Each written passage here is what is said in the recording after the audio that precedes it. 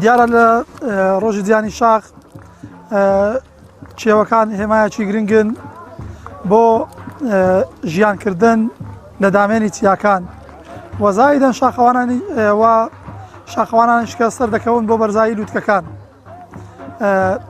ئامانجی چیاکان ئێستا بۆ ئێمە مەسەلەن سەرچاوەیەکی گرنگی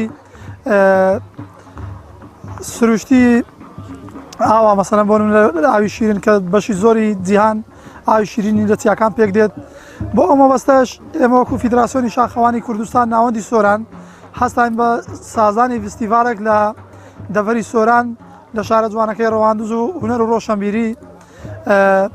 ئامانجە فستیڤالە کۆکردنەوەی شاخەوانانی تەواوی هەرێمی کوردستان بوو کە ئەمڕۆ میوانانی بیانی شەبوون.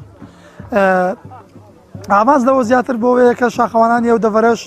باشنایەتیان لەگە شاخەوانانی تر هەبێت و ئێمەش دیارە پەراوێزی ڕێخستنی ئەو فستیڤالە وەکو گروپی شاخەوانی هەندرێن هەستاین بە ڕێخستنی پێشانگایەکی فۆتۆگرافی کە لەو وێنانە پێک دێتن کە لە چەند ساڵی ڕابردوو ئێمە ئەو گەشتانەمان ئەنجام داوە. گەشتی سەختمان هەبووە و گەشتی مامناوەندمان هەبووە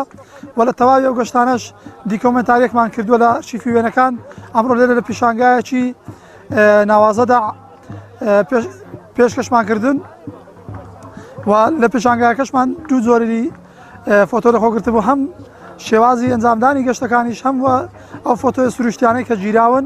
لەلایەن هەم فۆتۆگرافەران و هەم ئەو خۆشمان کە ڕێبەر و لیدەری تیمەکان بووینە.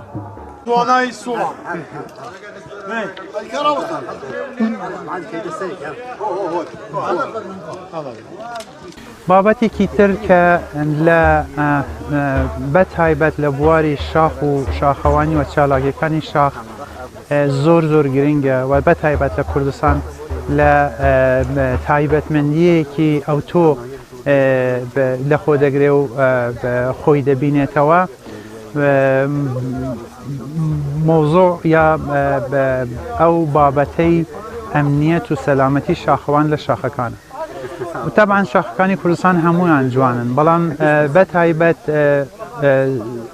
وەکو زنجیرە چیاکانی زاگرۆس ئەو بەشەی کە کەوتیتە بە کوردستانی باشوور لە ناوچەیەک جیهانگرتیە کە زۆربەر ناوچە سنووریەکانن و زۆربەی ئەو ناوچانە بەهۆی